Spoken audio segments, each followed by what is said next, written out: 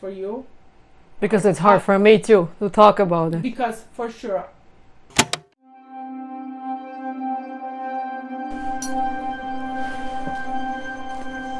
Pisanie skręciłaś.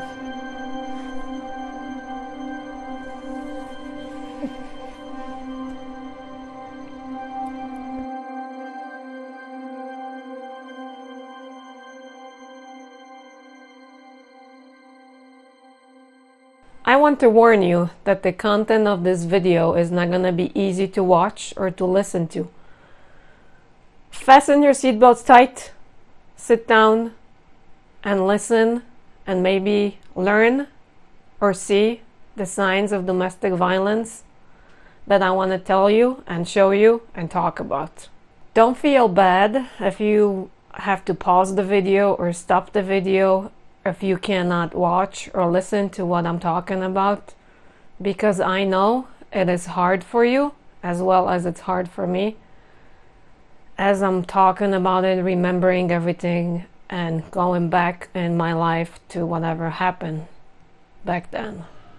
Or if you feel comfortable, you just sit down and go through the video and walk with me through the journey and through the story of mine. In the year of 2004, I have divorced my first husband, and I was left with my two kids. They were 6 and 8 at the time, and I started a new segment of my life as a single mom. My family was like 5 blocks or 6 blocks away from my house, so when I needed some help babysitting or taking care of the kids, they were there to support me. It was nice at a time, and I could work.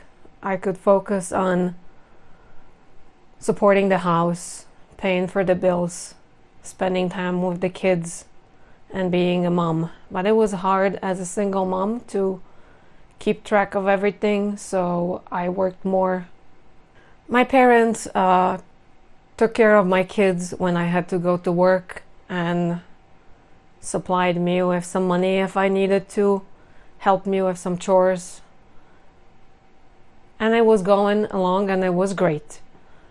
As I worked, I had a customer that came in and he brought his cousin over to get a haircut. And something at that time sparked and happened, and it felt more comfortable and calm and happy. I was a single mom, I was struggling with everything, and someone came along that gave me such a warm feeling, something that I've never had, even though I was married before. That someone came into my life, started taking me out, started calling me constantly, in a good way, started asking me questions of, how are you? What's going on? How have you been? Maybe we can go out. Maybe I can take you out for coffee or something. After like a month or so, it felt so nice and so good and so comfortable that I decided maybe I'll give it a shot. His name was Robert, and by that time I have given him like 2 or 3 haircuts. He would come on and off. He would bring me a flower or a candy bar or something. I felt something special and something that I've never had before. Everything seemed so friendly and so happy, and I have gotten things and affection and stuff that I have never had before.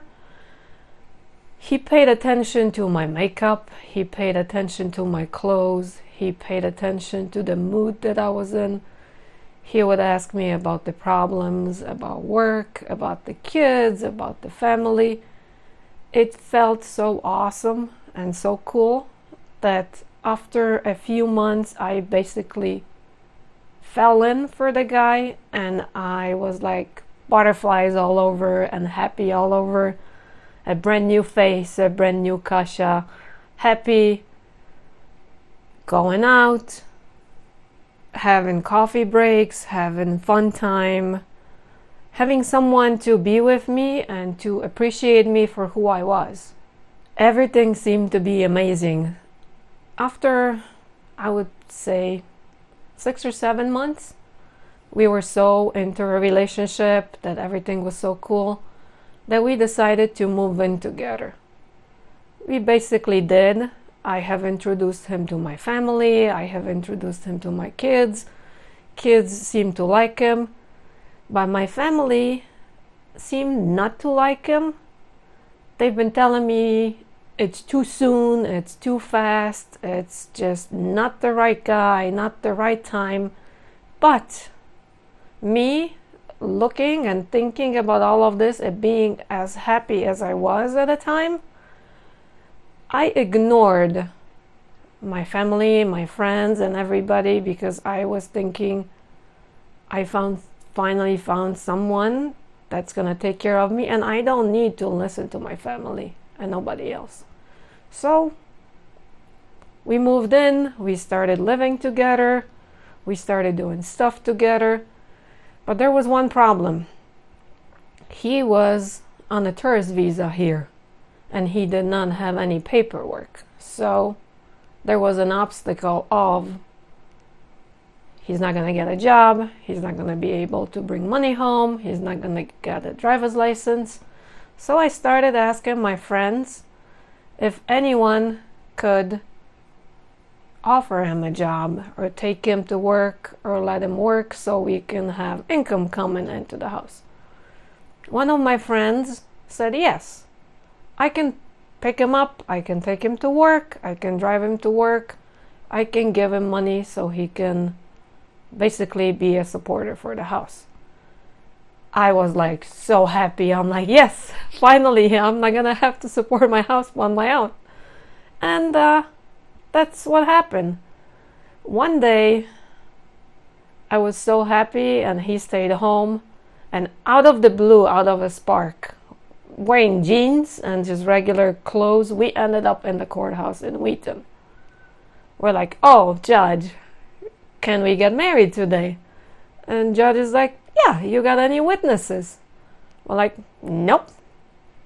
He's like, if you bring me the witness, I can give you a marriage license, I can get you married. So I'm like, I just went to the hallway, I got a random person out of the hallway, and I'm like, could you please be my witness because I want to get married to the guy?